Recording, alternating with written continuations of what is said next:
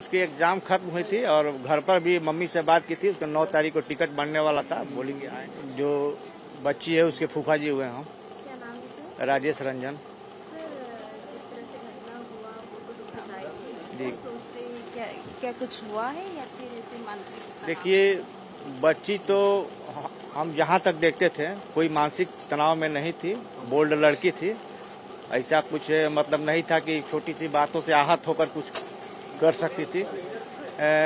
इधर उसकी एग्जाम खत्म हुई थी और घर पर भी मम्मी से बात की थी। उसका 9 तारीख को टिकट बनने वाला था, बोली कि आएंगे घर। फिर इसमें 9 को घर जाना था। घर जाने के लिए बोली थी, हाँ।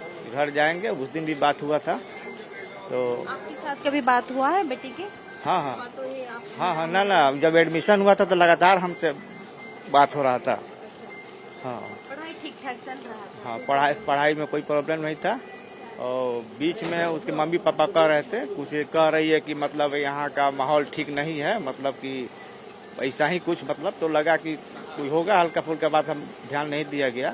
वह पहले भी एक लड़की के साथ कुछ ऐसे ही हादसा हुआ था नेपाल में। ये बार क्या हो रहा है नेपाल के साथ? ऐसा कुछ है क्या?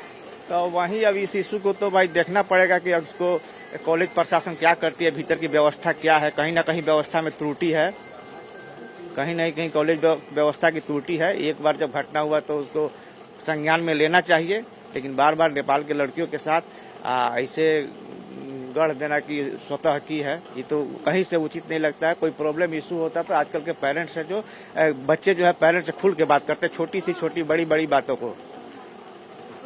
जिस दिन हादसा हो उससे पहले तो बात किए होंगे आपने, तो घर के साथ बात किए होंगे बेटी? कुछ ऐसे कुछ बोला था कि कुछ हुआ है, कुछ मानसिक तनाव? तो कोई नहीं, फ्री मूड में अपने मम्मी पापा से बात की थी, भाई लोगों से बात करती है, जो एज ग्रुप के भाई लोग हैं उनसे बात करती है, हमेशा बातचीत होता, कोई किसी के साथ कुछ नहीं था।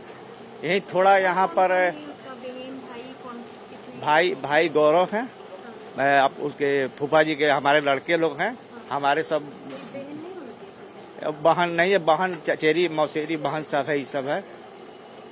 कुछ साजिश हुआ होगा, कुछ हुआ होगा, हादसा हुआ है, ऐसे कुछ लग रहा है आपको?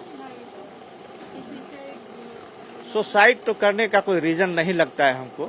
उतना बोल्ड लड़की, हैंडसम लड़की, उतना दिल की कमजोर नहीं थी कि बिना कुछ पेरेंट्स को बताए सुसाइड कर ले। कहीं ना कहीं कोई पढ़ाई ठीक ठाक चल रहा था, यहाँ का माहौल ठीक ठाक था, कभी बातचीत की?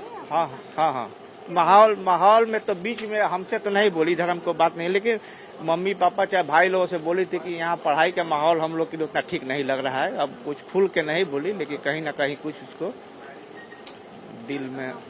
इतना सारे बच्चे नेपाल से क्यों आ रहे हैं कीट में पढ़ने के लिए? कोई स्पेशल रीजन है या फिर कीट वाले वहाँ जाते हैं? क्या कीट वाले भी तो जाते हैं, और दूसरा होता है कि कहीं भी किसी स्टेट हो, अदर कंट्रीज हो, जहाँ से देखा जाता है कि बच्चे मतलब और पढ़ रहे हैं तो ज्यादा लाइक करते हैं कि चलो हमारे यहाँ के बच्चे ज्यादा हैं, चाहे कोई कैंपस में आया घूमने के लिए तो नेपाली बच्चे ज्यादा हैं तो एडमिशन करा लेते हैं, चलो वहाँ का मतलब हमारे यहाँ का लोकेशन अच्छा है, बच्चे ज्यादा हैं।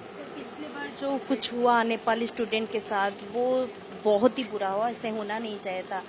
कोई जस्टिस मिला? आप लोग को भी तो ये सवाल आते होंगे कि क्या हमारे बच्चे को ऐसे निकाल दिए, गाली गुलेज किए, मारपीट किए, फिर कुछ उसमें तो जो हुआ तो प्रोटेस्ट, जहाँ तक हमको जानकारी है नेपाली बच्चे प्रोटेस्ट किए थे कि ऐसा किए हुआ होना चाहिए।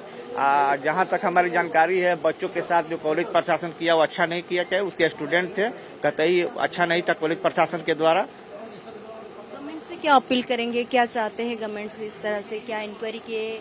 देखिए ये पहले बच्चा नहीं है, बार बार ऐसे होता है। हर किसी के लिए अपना बच्चा बहुत इम्पोर्टेंट है। हर किसी का, कोई भी हो बच्चा, किसी गरीब का बच्चा हो चाहे किसी बड़े आदमी का बच्चा हो, बच्चा सबका प्यारा होता है। गवर्नमेंट से मेरा यही अपील होगा कि बार बार ऐसा घटना जो है इस पर एक उच्च स्तरीय जांच बैठाए और जांच के दूध और पानी की पानी करे कि क्यों ऐसा हो रहा है।